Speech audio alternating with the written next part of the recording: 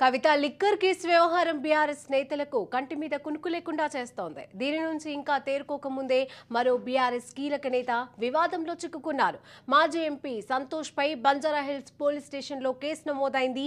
Banjara Hills road number 14లో forgery డాక్యుమెంట్లతో భూమిని కబ్జా చేశారని నవయుగ కంపెనీ ఇచ్చిన ఫిర్యాదు మేరకే సంతోష్ పై దర్యాప్తు చేపట్టారు పోలీసులు.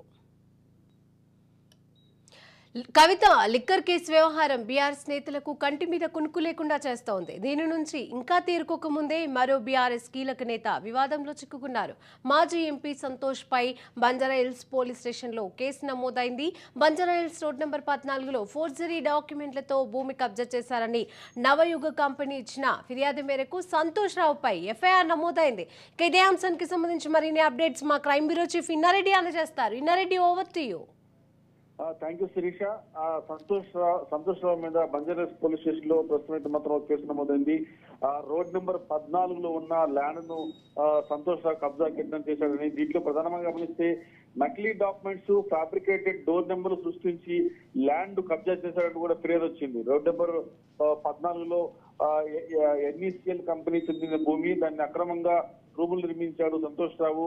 అయితే అక్రమంగా జొరబడి నిర్మాణాలు చేపట్టాడని చెప్పని కూడా చింతా మాధవ్ అనే వ్యక్తి కేసును ఫిర్యాదు చేయడం జరిగింది.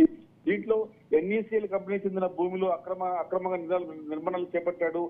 దీంట్లో చింతా మాధవ్ వ్యక్తి ఎన్ఈసిఎల్ అనే భూమికి సంబంధించిన భూమిలో ఈయన అక్రమంగా ప్రవేశించడమే కాకుండా నకిలీ డాక్యుమెంట్ సృష్టించాడు. అలాగే ఫ్యాబ్రికేటెడ్ డోర్ నెంబర్లు కూడా సృష్టించి ల్యాండ్ కబ్జా చేశారని చెప్పని కూడా ఫిర్యాదు చేయడం జరిగింది. సంతోష్ రావుతో పాటు లింగారెడ్డి శ్రీధర్ పై కూడా బంజారాహిల్స్ పోలీస్ స్టేషన్ కేసు నమోదైంది. సంతోష్ రావు మీద బంజారాహిల్స్ పోలీస్ స్టేషన్ లో 420, 468, 471, 447, 120 రెడ్ విత్ 34 ఐపీ సెక్షన్ కింద కేసు నమోదు చేశారు. ప్రస్తుతం అయితే మాత్రం ఈ ఫ్యాబ్రికేట్ డాక్యుమెంట్స్, నకిలీ తర్వాత ఫ్యాబ్రికేటెడ్ డోర్ నెంబర్లు కాకుండా ఈ ల్యాండ్ మొత్తాన్ని కూడా బలవంతంగా కబ్జా చేసే ప్రయత్నం చేశారు. దాని మీద ప్రస్తుతం కేసు నమోదు, పోలీసులు కేసు నమోదు చేసుకొని దర్యాప్తు చేస్తారు. ఖచ్చితంగా ఇవన్నీ కూడా దానికి సంబంధించిన పూర్తి సాక్ష్యాలన్నీ కూడా ఇప్పటికే బంజారాహిల్స్ పోలీసులు చూడడం జరుగుతా ఉంది. ఖచ్చితంగా దీని మీద కఠిన చర్యలు తీసుకోవాలి.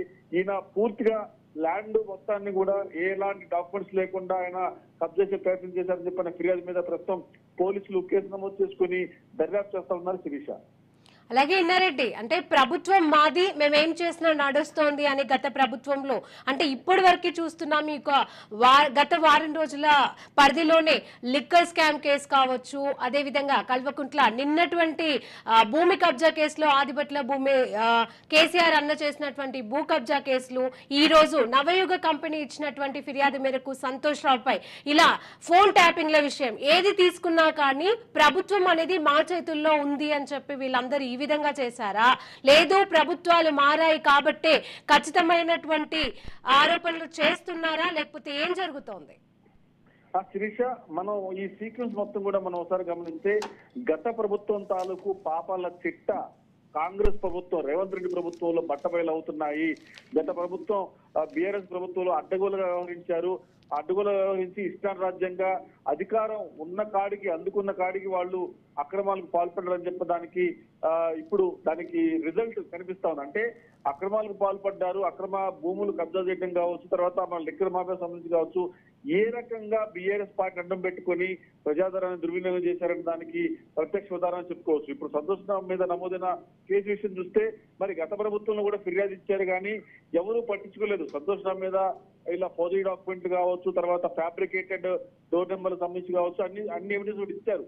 కానీ ఆ సమయంలో ఆయన మీద కేసు నమోదు చేయడానికి కూడా ధైర్యం చేయలేదు పోలీసులు. సో ఇప్పుడు కాంగ్రెస్ గవర్నమెంట్ వస్తుంది కాబట్టి, ఇది ప్రజా ప్రభుత్వం, తర్వాత ప్రజాపాలన కొనసాగుతుంది కాబట్టి ఎవరైనా సరే పక్క కబ్జా చేసిన వ్యక్తులు కావచ్చు, కబ్జా చేయడానికి ప్రయత్నించిన ఎంత పెద్దవాళ్ళైనా సరే చట్టం తన పని తాను చేసుకుని పోతుంది. కాంగ్రెస్ గవర్నమెంట్ లో చెప్పడానికి ప్రత్యక్ష ఉదాహరణ చెప్పుకోవచ్చు. మొత్తం మీద ఇప్పుడు మాజీ ఎంపీ సంతోష్ రావు మీద నమోదైన కేసు వ్యవహారం చూసినా కావచ్చు, తర్వాత ఇప్పుడు నమోదైన అంటే కేసీఆర్ అన్న కొడుకు మీద నమోదైన కేసులు, అంటే ఓవరాల్ చూస్తే బీఆర్ఎస్ పార్టీ అడ్డంగా పెట్టుకుని ప్రజాధనం చూసుకుని ప్రజాధనం అంటే